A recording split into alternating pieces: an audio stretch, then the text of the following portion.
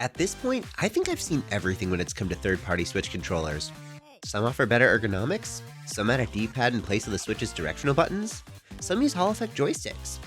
Every single one has something that improves on the Switch's original Joy-Cons, but none have ever included everything.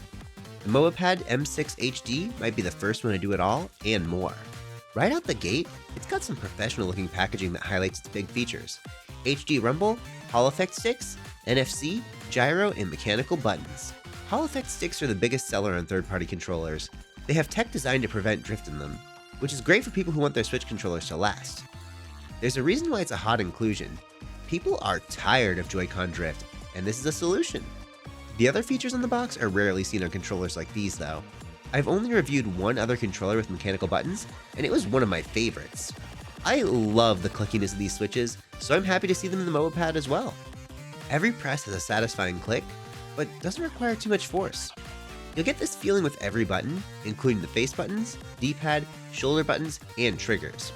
Something I have never seen in a controller outside of Joy-Cons though, is Amiibo support.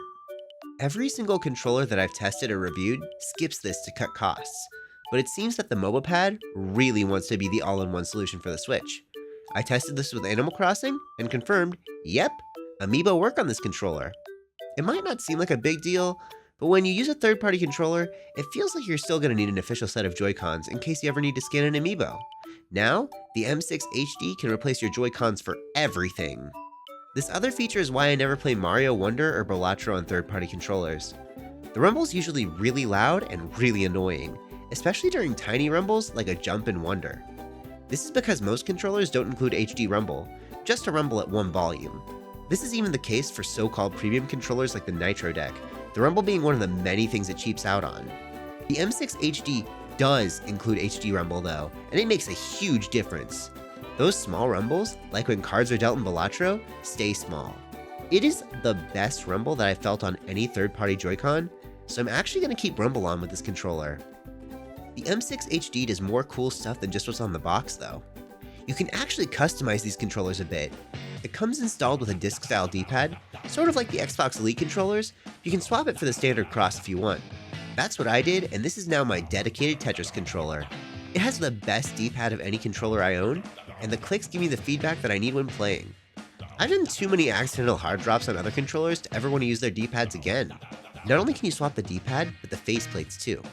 In the box, you'll get two sets of faceplates, one with octagonal gates, which is great for gameplay like platformers or fighting games, and one with circular gates, which are great for pretty much everything else.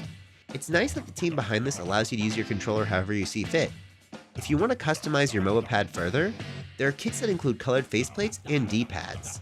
The blue faceplates with the yellow D-pad match my aesthetic to a T, so I had to get them. Another common feature I see when it comes to third-party Joy-Cons is a lack of wireless. Hori's split pad is considered one of the best Joy-Con alternatives, but what about when you want to play wirelessly? Thankfully, the M6 HD still works when detached from the Switch. Oddly enough though, it doesn't include a bridge to connect the two pieces as a single controller. Using them detached and in a single hand feels kind of awkward, so I recommend grabbing some kind of bridge to make them a single controller. There are plenty of inexpensive options, including just 3D printing them. When you put your Mobapad into a bridge to make it a single piece, I think it makes for a great wireless controller. So if this controller is packed with features, what else should we know about it? How about that it's the comfiest my Switch has ever felt? These controllers are a little chunky, making it fit more comfortably in your hands. It even offers back buttons on each side, making pressing certain buttons easier.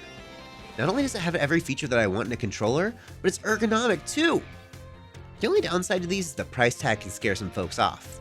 While these retail for nearly $100, last I checked, a sale's running that brings them down to $80. Even though these are better than the official Joy-Cons in every single way, it's really hard to justify paying more for a third-party offering. At $80 though, they're absolutely worth it. They're bound to last longer than the original Joy-Cons due to their Hall effect sticks, and the D-pad is a significant improvement. Plus, they're way comfier and add some extra customization. The Mobapad M6HD is the best Joy-Con alternative that I've reviewed on this channel yet. They include everything packed in the original Joy-Cons, along with better sticks and ergonomics. If you want to replace your Joy-Cons, I think they're well worth the asking price. Let me know if you have any questions or thoughts about this controller in the comments. Thank you to the Mobapad team for providing me with these controllers. Thank you to all my channel members, and thank you for watching. Catch you in the next one!